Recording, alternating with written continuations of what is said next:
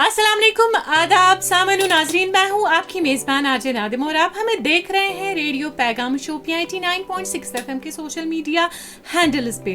नाजरीन, वो कहते हैं ना कि हिम्मत मर्दा मदद खुदा, यानी कि आज हमारे साथ हमारी स्टूडियो में ऐसी मेहमान हमारे साथ रूबरू बैठी है जिन्होंने हाल ही में नीट के इम्तिहान का जो नताइज सामने आया है उन्होंने वो क्वालिफाई किया है और आज ये हमारे स्टूडियो में मौजूद है, हमारे रूबरू बैठी हुई है। ये है फिदा ज़हूर फ्रॉम पिंजोरा शोपियान। इनका बहुत बहुत इस्तकबाल और सबसे पहले इनको हमारी तरफ से यानी कि रेडियो पैगाम शोपिया 89.6 एफएम की तरफ से नीट क्वालिफाई करने के लिए बहुत बहुत मुबारक और आपका इस्तकबाल है फिदा हमारे इस रेडियो पे आने के लिए। तो सबसे पहले आपसे जानेंगे कि आप खुद ही अपने बारे में थोड़ा सा तारुफ दे दीजिए, आपने स्टडी कहाँ से स्टार्ट की है और आपकी जो जर्नी रही है स्टडी की वो आप प्लीज़ बोलिए। अस्सलाम वालेकुम वरहमतुल्लाहि वबरकातुहू। वालेकुम सलाम। मेरा नाम फिदा ज़हूर है। I am from Pinjora Shopian. बिल्कुल। एज पर जो स्कूल लाइफ मेरी स्टार्ट हुई है that start from Alamdar educational institute Pinjora Shopian से ही 10th तक मैंने वही पढ़ लिया है। उसके बाद मैंने 11th 12th girls government higher secondary school Shopian से हासिल किया है एंड पैरेलली मैं NBCC में ट्यूशन्स लेती थी।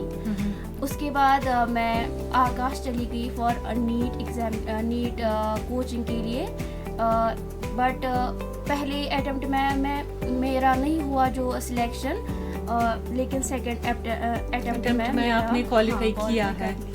तो अगर मार्क्स की बात की जाए, पॉइंट्स की बात की जाए तो क्योंकि आपने बोला है कि आपने सेकंड अटेम्प्ट में क्वालिफाई किया है नीट, तो पॉइंट्स की अगर हम बात करेंगे कितने पॉइंट्स आपने हासिल किए हैं?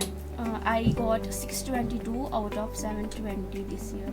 बहुत बहुत मुबारक है आपको इतने मार्क्स लाने के लिए भी। अगर फैमिली की बात की जाए, फैमिली बैकग्राउंड में आपको सपोर्ट कैसा था? मतलब क्या आपको फैमिली बैकग्राउंड में बहुत सपोर्ट मिल रहा था या आपने अपनी जो स्ट्रीम से लिया था, अपनी चाहत से ये स्ट्रीम ली थी नीट आपने इसलिए क्वालिफाई किया था कि आपकी खुद की चाहत है, या ऐसे जैसे फ्रेंड्स ने भी नीट क्वालिफाई किया आपकी भी चाहत बड़ी है? तो फैमिली बैकग्राउंड क्या रहा है आपका? देखिए, अगर मैं फैमिली बैकग्राउंड की बात करूँ तो एक तो ये मेरा खुद का सपना था कि मैं नीट क्वालिफाई कर लूँ। बहुत अच्छी बात प्लस है। मेरे पेरेंट्स भी बचपन से मुझे इस बात की तरफ ये तवज्जो देती थी कि आपको नीट क्वालिफाई करना है।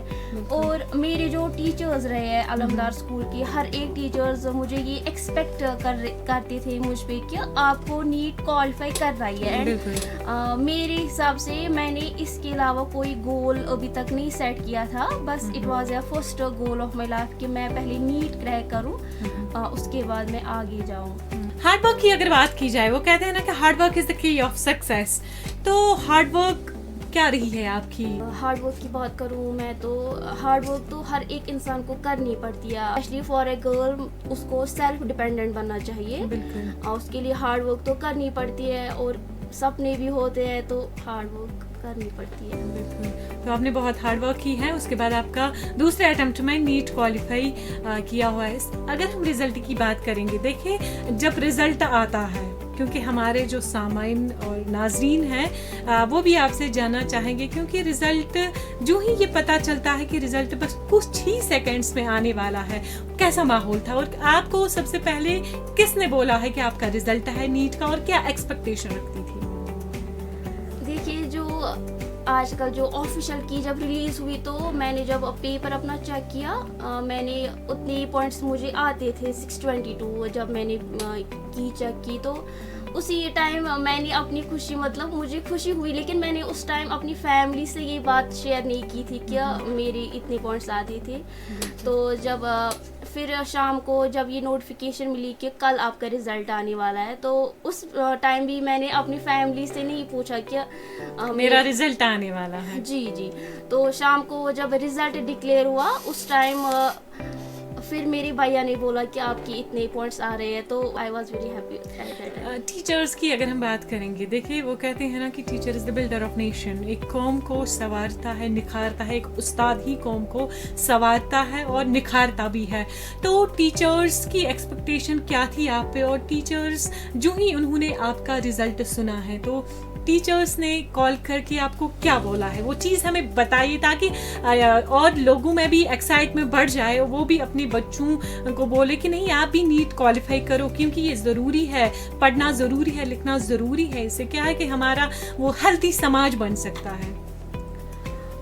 टीचर्स उस टाइम जब मेरे जो प्रिंसिपल सर है, मेनली उसका नाम मिस्टर अमीन अलाई साहब है, तो वो मुझे मतलब बचपन से ही फ्रॉम प्राइमरी क्लास में कहती थी कि आपको नीट क्वालिफाई करना ही करना है। तो उस टाइम सबसे ज़्यादा आई कैन से कि मेरे पेरेंट्स से ज़्यादा अमीन सर का सपना था कि that I should qualify the NEET exam. उस टाइम उसने कॉल की तो बहुत ही ज़्यादा खुश थे वो, और मेरे सभी टीचर्स ने मुझे कॉल की अलग अलग से, तो वो भी बहुत ज़्यादा खुश थे। शेड्यूल क्या रहना चाहिए पढ़ने का? मैं ऐसे कहना चाहती हूँ कि कंसिस्टेंसी होनी चाहिए स्टडी में, क्योंकि स्टूडेंट्स कहते हैं कि एक दिन सारी रात पढ़ते हैं तो दूसरी रात सो जाते हैं। हाँ, कंसिस्टेंसी होनी चाहिए। मैं एक बैलेंस बैलेंस बरकरार रखनी जी है। जी। तो मैं करती थी और मेरा ज़्यादा फोकस था फिज़िक्स पे, तो क्योंकि हमारे टीचर्स कहते थे कि जब आपका फिज़िक्स पोर्शन ठीक होगा तो then you can qualify the NEET. और मैं पहले फिज़िक्स ही प्रिपेयर करती थी, जो हमारी क्लास में जो क्लास टीचर्स देते थे होमवर्क, वो मैं प्रिपेयर करती थी, और साथ साथ में रिवीजन भी करना होता है फॉर नीट, क्योंकि भूल जाते हैं बहुत सारा जो कंटेंट होता है। बायो में बहुत ज़्यादा रिवीजन्स करने पड़ते हैं, तो इसी तरह मतलब कंसिस्टेंसी होनी चाहिए एंड हार्ड वर्क भी करनी पड़ती है, तो हो जाता है। चलिए हम फिर से आपके फैमिली बैकग्राउंड के बारे में जानना चाहते हैं। आपके पापा क्या करते हैं? मेरे जो पापा है वो मेनली फार्मिंग करते हैं। और तो अगर आपके पापा जो है वो फार्मिंग करते हैं, तो अपनी माँ बापा का, खासकर फैमिली में सबको छोड़ के अपनी माँ बापा की वो खुशी यहाँ पे जाहिर करो कि जिन्होंने आपको इतनी मेहनत से पढ़ाया है, इतने पैसे आप पे खर्च किए हैं कोचिंग सेंटर्स पे, या बहुत सारे आपके टीचर्स आपको टीचर्स के पास भेजा पढ़ाने के लिए, तो उनकी खुशी वो थोड़ी सी हमें यहाँ पे जाहिर कीजिए। मेरे पेरेंट्स तो इस टाइम बहुत ही ज़्यादा हैप्पी है कि वो, उनको ये बिलीव ही नहीं होता है कि हमारे घर में भी क्या ये ऐसी बच्ची पैदा हुई कि जिन्होंने हमारा नाम इतना ज़्यादा रोशन किया।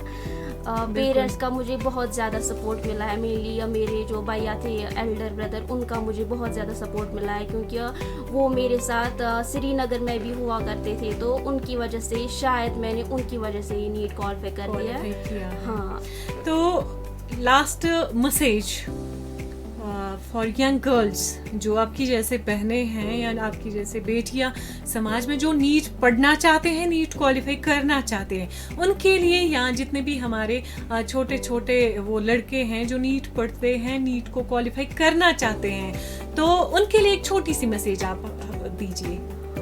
मेरी मैसेज यही रहेगी उन स्टूडेंट्स को जो अभी नीट क्वालिफाई करने जा रहे हैं, कि hard work plus consistency in studies and जो सोशल मीडिया है आजकल, जो फेसबुक, ट्विटर है या इंस्टाग्राम है, उनसे वो थोड़ा दूर रहे, क्योंकि मेनली जो टाइम स्पेंड होता है इन्हीं मीडिया पे होता है। तो मैं इनसे यही कहना चाहती हूँ कि वो ये सब चीज़ें अगर इंटरनेट का इस्तेमाल भी करे, लेकिन वो अच्छे कामों पे, अच्छे चीज़ों पे करे। जी, स्टूडेंट्स बहुत ज़्यादा टाइम स्पेंड करते हैं इन्हीं चीज़ों पे, तो बिल्कुल वो फोकस फिर पढ़ाई पे नहीं रहता है।